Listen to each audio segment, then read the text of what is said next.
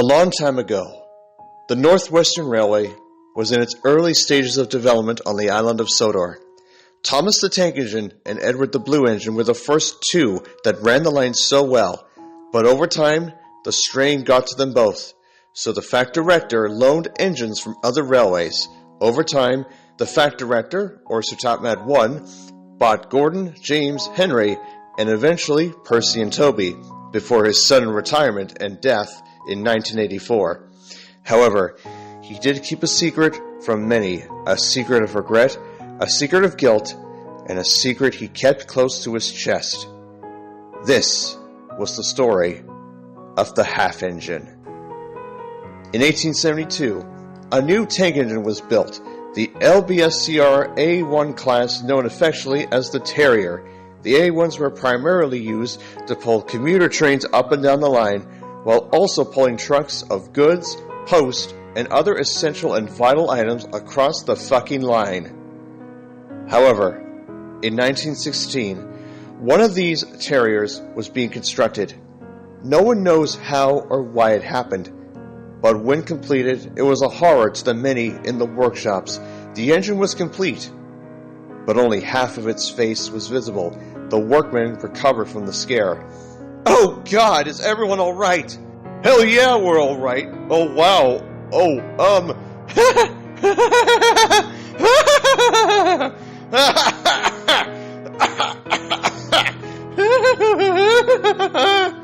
The workmen and foremen all laughed and thought the situation to be very, very funny. They started calling the engine rude names and other slurs. The engine felt very sad. She tried to speak, but couldn't due to her deformity. She wished she was never built. That day then, the Fact Director came to see the engine. "Hello, you must be the newly built engine. I am Sir Topham Hatt of the island of Sodor. We are building a railway, and once completed, I'd like to bring you over on trial. Would you like that?" The engine smiled warmly, but not sure how she would feel around the other engines. "Excuse me, sir, but she has this, defect with her face, making her unable to speak properly and—" "Thank you. I take all matters into consideration. Thank you for your time." And the Fact Director walked out of the workshop, leaving the engine hopeful, but very concerned. However, things went very bad for the engine. She was able to pull her trains, but she had trouble steaming. The driver couldn't understand when doing maintenance on her. Sadly, it made things even worse. The engine screamed in agony and was in deep pain. The workmen brushed it off, thinking it was an act. Very few tried to help, though grateful. She wished she could rid of her deformity somehow. One day, another Terrier spoke to the deformed engine. "Hello there. Can I, speak with you?" The engine was surprised, but listened. "I heard your cries. Know that I am here for you, and those that care for you will be there for you, no matter what. I promise. I'm being sold to another railway to help, so if we don't see each other again, I wish you dry rails and smooth runnings." And Boxhill made his way to his new railway. Then in 1921, when the engine was due on trial on Sodor, she was nervous but excited at the same time. Yes, it would be a fresh start, hopefully. She made her way to Sodor. Yes, she endured some difficulty along the way, but was able to make it to Vickerstown. Steam billowed from her cab as the driver and fireman shut off steam. The Fact Director was concerned. "Goodness me! It's the engine I met back in 1916. She needs to be looked at once." And so it was arranged. The engine was examined carefully, but no matter how much they tried to fix her, they seemed to do a good job. Or at least that's what they thought. She was still in pain from the maintenance. It was said that the maintenance of her was an utter nightmare. She was in so much excruciating pain that the many engines and some of the workmen couldn't even stomach it. Edward, who was one of the first engines to arrive on Sodor, tried many ways to help the engine. "Don't worry. I'm here to help you. We all are." This caught the attention of one workman, Colton Michael Ryan. He was a hard worker, had a family of 3, paid his dues when needed, and often would have time to be there for anyone in distress. This caused unknowing tension between the Fact Director and the Railway Board. which, in their words, said that, quote, Mr. Ryan's actions are causing the most utmost confusion and delay. Please tell him to knock it off. Understood. I will talk to him later.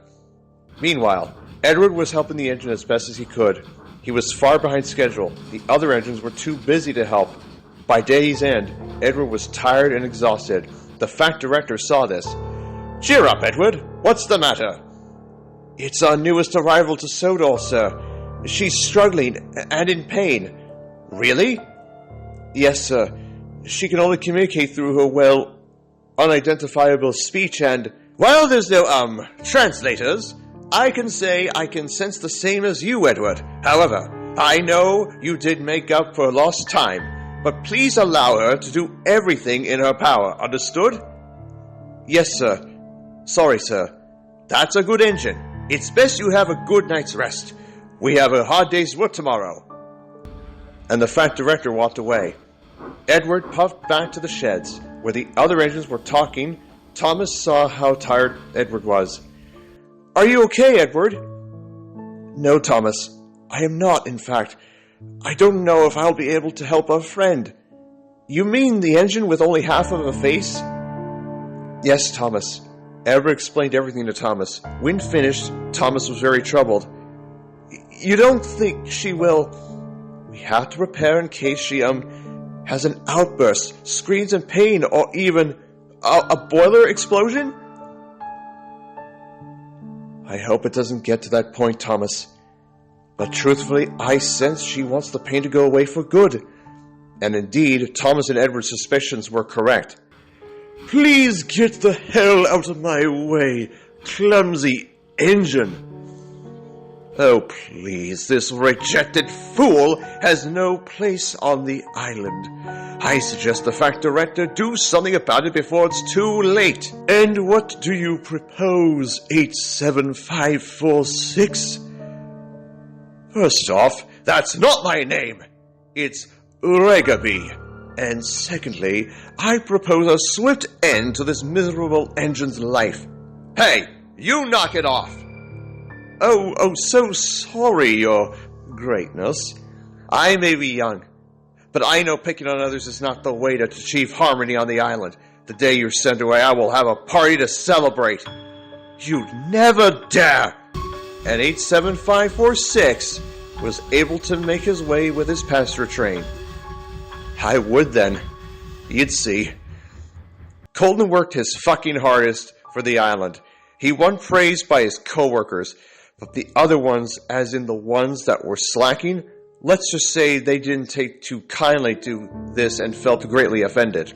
However, one night, Colton was asked to help do maintenance on the deformed engine. He was given strict instructions to make the maintenance quick, efficient, and easy, so that way it would be done quicker, and in the words of Colton's close friend Isaiah, half-assed all the way. Colton approached the engine cautiously. Hello, you must be the engine that everyone has talked about. The engine broke down into tears. She felt hurt by the engine's insults. Shh. Listen. I'm going to perform maintenance on you, but this time I am going to be gentle and very attentive to detail. Trust me, I truly do not like how they're doing maintenance on you. Don't you agree? The engine managed to smile and was thankful Colton was able to do maintenance. He worked carefully and cautiously to ensure that any slight hindrance wouldn't cause the engine to scream in pain. There, all done. I must be off now. I hope to see you soon, and... Colton trailed off before saying, I'm here for you, and you're a really useful engine. Try to keep your emotions in check, okay? Promise? The engine promised, and agreed to be a hard-working engine. However, this wouldn't go unnoticed. Late that night, everyone was asleep except the half-engine, who was sleeping uncomfortably the first time in a long time. Unfortunately, she felt she wasn't alone. Regaby, who was close by, gazed directly at her. Pah! Waste of steam, he hissed and rolled away. The engine tried to sleep, but but immediately was in pain again, shrieking in the most pain unimaginable. Then later that night, she couldn't sleep at all. She rolled out of the sheds and down a heavily forested line, muttering threats towards the engines in her breath. And the next morning she did return to the engine sheds. "Wait a minute! Where were you in the night? Please tell us!" But the engine was raging at the engines in her barely unidentifiable speech. Later that day, she hissed angrily at Ragaby, 9462, and even Alec Greedy, and others, even the ones that were trying to help, Colton being one of them. Easy, please, I know you are in pain." But the engine wasn't having any of it, and this caused the engine to finally lose her patience. Despite everything Colton told her, it soon got to the attention of the fat director. "She did what?" "Look, sir, there's no telling why she's in pain, but it seems as if she's truly in pain, then, then what, sir?" "If she has one more mishap, or even a slight breakdown, then it pains me to say this, but I'm afraid I have no choice." "You mean sending her away, sir?" "Unfortunately, I don't have the finances to send her back to Brighton, even after Thomas was acquired." "If you're thinking scrapping her, sir, I stand against it." "All options are on the table. That includes your future. Now back to work at once, or I will show your dismissal permanently," thundered the fact director, and stormed back into his office and slammed the door violently. The foreman was cross. "Perhaps you shouldn't be in charge after all, fat hat," muttered the foreman, and walked angrily away. Meanwhile, the other engines were managing, but the half engine was struggling to make steam. She barely had enough puff to get over the hill, or what would be known as Gordon's Hill some years later. The engine was able to glide gently down the hill and want to make a good impression. Sadly, on this day, that wasn't the case. Steam hissed from her safety valve, burning the driver and fireman so badly they were able to make it to the big station, but the crew were rushed to hospital. "Oh goodness, is everything okay?" The half-engine didn't know what to say. She failed her trial and was sure to be sent away, or worse, but her fears would come to reality. That night at the sheds, the fact director came to see the half-engine. "It pains me to say this, but unfortunately, you failed your trial. I know you're suffering and in pain, so I have decided to have you scrapped tomorrow. I know this wasn't an easy decision.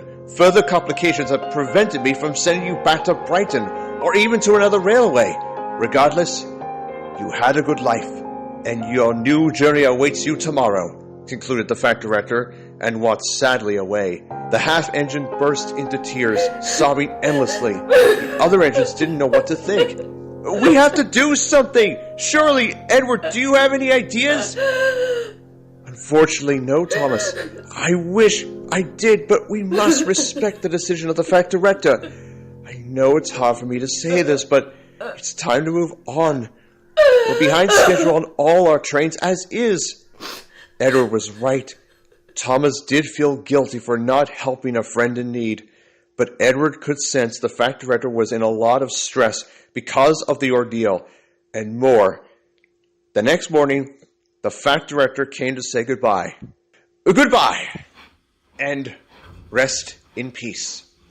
As the engine towed the deformed engine away, the fact director said, "Or better yet, in hell where you belong."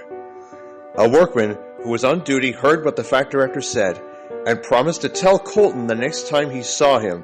Elsewhere, the engine who was from the LNER arrived at the scrapyard, but then, just as they began disassembling the engine, no one knows exactly what happened. Perhaps the engine had a boiler explosion, or perhaps the engine, now possessed by the devil, was under his control. At that moment, a large ball of fire erupted from the sheds, engulfing it, and the engine that took her away in the flames. "Sound the fire brigade!" "Oh shit! No one better die!" "Well, get out of there now!" The sirens wailed in the distance. Meanwhile, Thomas and the other engine were heading back to the sheds after a long day's work. "It will be nice to get back to the sheds and..." His voice trailed off as he heard the wails of the fire engines. Oh no! It's the scrapyard! It's on fire! Thomas and the other engine rushed to the scene of disaster. When they arrived, the shed where the half-engine was to be taken apart for scrap was burnt to the ground. Her body was nowhere to be seen, other than the horrifying sight that awaited everyone on site. Bust my boppers! Now, who would do such a thing? The engine that took the deformed engine away was cut in half, clean through without a fault, laying on its side, dead and motionless, while the other half was nowhere in sight. Thomas felt sick to his boiler. I want everyone out of here at once. The fire chief will be briefed, and there will be an investigation into how this all happened. Thomas puffed sadly away, the other engine in tow. The fire was soon put out, and the remains of both the shed and the engine were scrapped on site.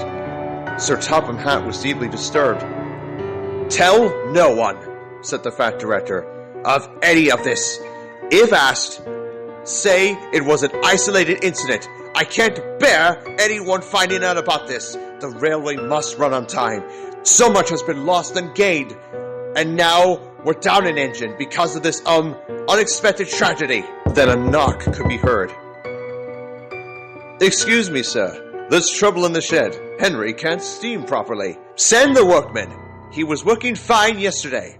Keep in mind that Henry is a build from 2 engines and... The seller ripped me off. Piece of shit. If he were in my office, I would give him the cane and more. Sir, deep breaths. Better? Better. Thank you for telling me. Now, please excuse me. I must be, attending to a matter. And the fat director walked violently away, slamming the door, locking it, and went back to resuming paperwork. Meanwhile, wait, what? Sorry, bud. Fat controller's orders. It had to be done, but then the fire. Do you think it was? Do you think she was possessed? I don't think so. She was treated poorly by the bad engines and even some of the workmen. Indeed, old friend. What do we do? Just keep your eyes open for any, disturbances. What do we say, Chief? Fortunately, nothing of the sort came to be. That was until one night, Isaiah was finishing his duties for the night. He was just about to make his way home when he thought he could hear a strange noise. What was that? In the distance, he could hear the sounds of shrieking like it had the most unimaginable pain it was. It was the spirit of the half-engine. Gone was her brown livery, rusted away like it was nothing. Her face, a gothic death stare of anger and rage. She charged at Isaiah. Get the hell away, motherfucker! Isaiah ran for the hills, literally driving off in a beat-up lorry. The lorry was nearly low on gas. Shit! No, fuck, shit! Isaiah prayed and begged to be spared. But thankfully, when he turned around, the engine was gone. However, Isaiah was shaking and worried it would come back to kill. Isaiah soon met up with Colton. Colts, buddy, I have to tell you something. You got spooked out of your wit again? But no, it's not. No, it's not. No, it's not that. It's, out with it. I don't have all night. I saw her. And Isaiah explained everything to Colton. The poor soul. Where could she have gone to? I have no idea, man. All I know the moment I turned around, the engine disappeared, vanished into the night. Next time I am on night duty, I will reason with her. Dude, she will kill you! Not with me. I know that because she understands that I treat and respect others with care and dignity. I did too, man. Come on! I know, but we should get some rest. We can't have this, get to our heads. Isaiah agreed, and both went to sleep not knowing that the half-engine was watching them. The next morning, the workmen were on strike. Word spread throughout the island of the half-engine spirit roaming the island. The fat director had an idea. If we can't stop the spirit, then we will contain it. The SCP Foundation will surely add it to their collections. The what? Goodbye! It's not your fault. I know you're in pain. And I know it wasn't intentional. You wanted to show how really useful you were. It was wrong of the factory director to send you to be scrapped. Wherever you travel, I hope you will find the peace you seek. The poor engine shedded a long tear, before it soon had more tears began running down her cheek. At that moment, she backed into the tunnel, puffing a long whoosh of steam, and the engine slowly began disappearing with now a hopeful look on her face. Colton was very, very emotional. The next time I see Sir Topham Hatt, I will have a very, very strong word with him. She didn't have to go out like this. Not at all! The Fat Director was getting so focused on defeating the half-engine spirit, he couldn't even muster the courage to summon it, even if he wanted to, so he couldn't wait another second. His son, Richard Topham Hatt, was next in line to become the new Fat Director, or as we now know him as, the Fat Controller. I plan to wait till Christmas to retire. Then the plan will be set into... Then the telephone rang. Yes, speaking. What? Again? That does it. I will find that engine and... You won't be going anywhere, sir. Colton! Ho, ho, ho, ho, ho. What brings you by? Let me guess. You want to kill me on the spot, all because I had to do what was truly necessary? Sir, with all due respect, it's time you tell everyone what you truly did. Do you think that I actually give a damn right now about doing such an atrocity? You violated the Honorable Code of Controller, stating all engines are to be given an equal and fair chance, regardless of what they are.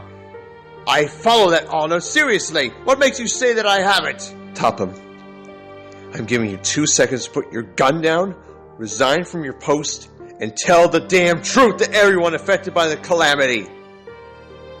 Colton was about to pull the trigger when...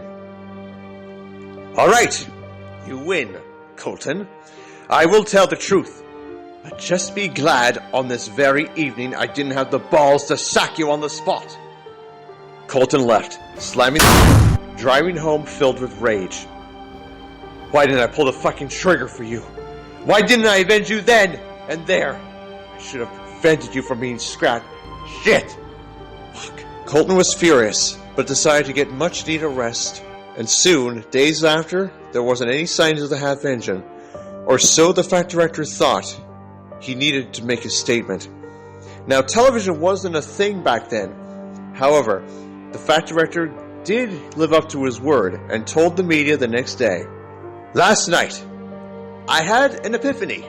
The half-engine, you may all know, was an engine who was on trial months ago, and sadly was sent back to an old railway. On the LBSCR, I swear to Audrey Christ. Thank you. Anywho, that is the truth of the 03 engine gone. But we'll always have a second chance regardless. The bastard, he lied! He fucking lied! I hope you don't do anything foolish. Trust me, Dayton, I won't.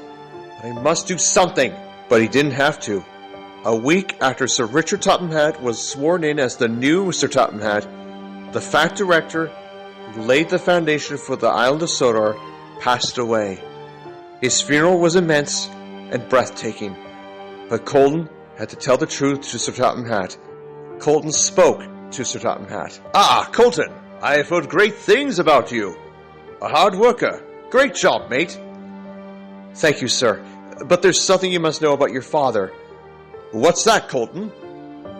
Sir, your father did something awful to an engine on trial during construction of the railway. What do you mean? Explain. Colton told everything from the confrontation to the false story to the news, even the fact she was scrapped on the orders of the Fat Director and not sent back to her old railway. I can't believe he did that! He lied to my face! Lied to your face! And... Sir Topman's voice trailed off.